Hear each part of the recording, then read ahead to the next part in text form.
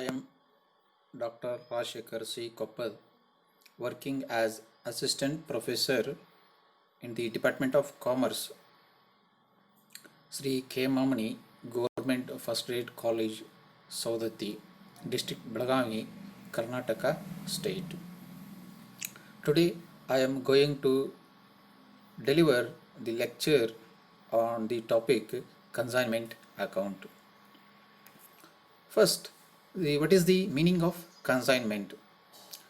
Consignment means the sending of goods by one person to another person to be sold on commission basis on behalf of and at the risk of the sender of the goods. The parties in the consignment. Mainly there are two parties in the consignment contract. The first one is consignor and the second party is consignee. Who is consignor? Consignor is a person who sends goods to another person to be sold on his behalf and at his risk on commission basis.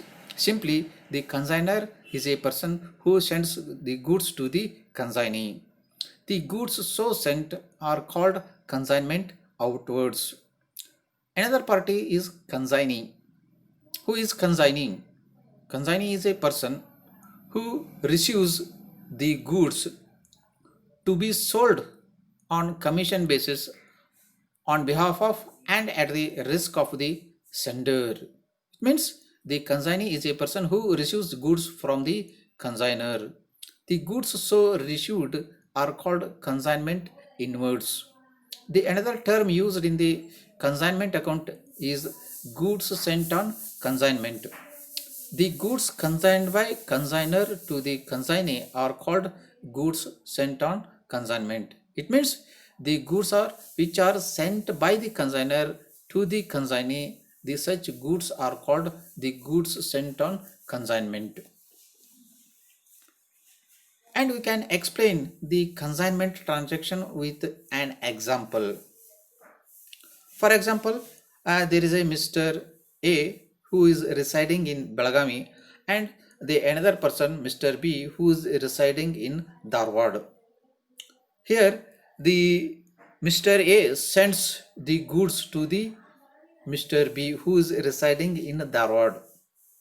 That is, the Mr. A is the sender of goods, and in the same way Mr. B who is residing in Dharwad is the receiver of goods. That is, the Mr. A is sending the goods, Mr. B is receiving the goods. Therefore, the sender of the goods is Mr. A and receiver of the goods is Mr. B. That is, the sender of goods is called the consignor. Here, who is the sender? The Mr. A is the sender of the goods. Therefore, Mr. A is called the consignor.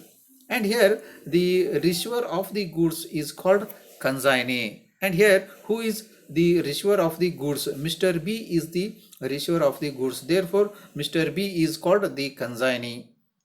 And the goods sent by the Mr. A to the Mr. B is called the goods sent on consignment. That means the sender is the consignor and receiver of the goods is the consignee. That is the two parties in the consignment, consignor and consignee.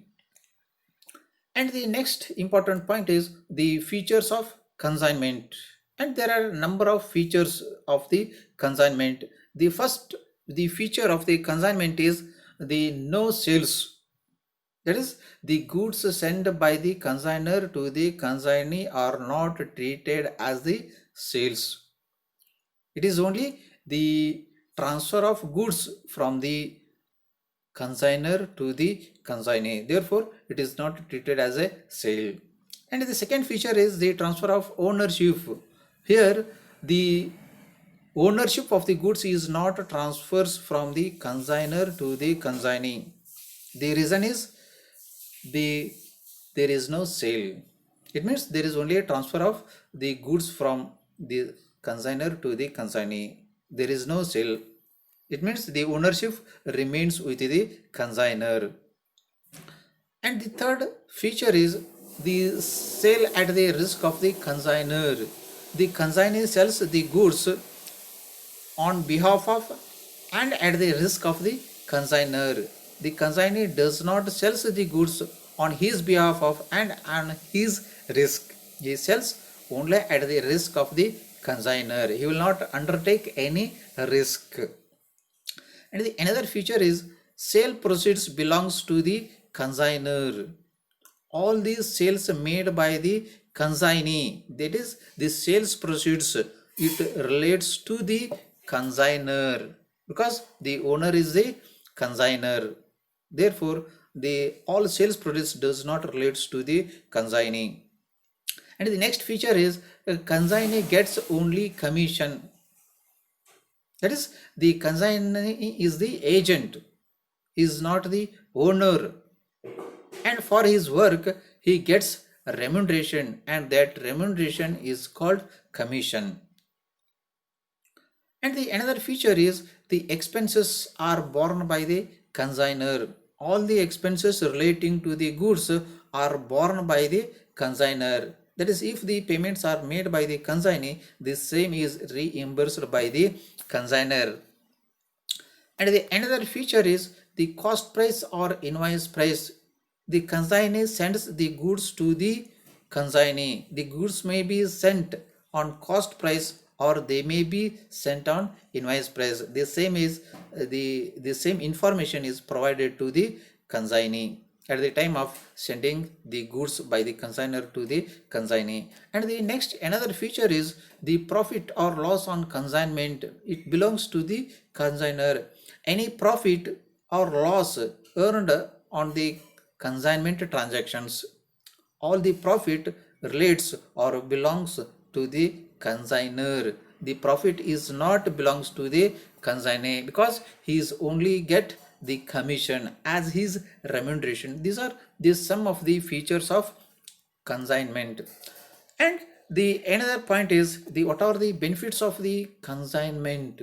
That is, the consignment transactions, it provides a number of benefits.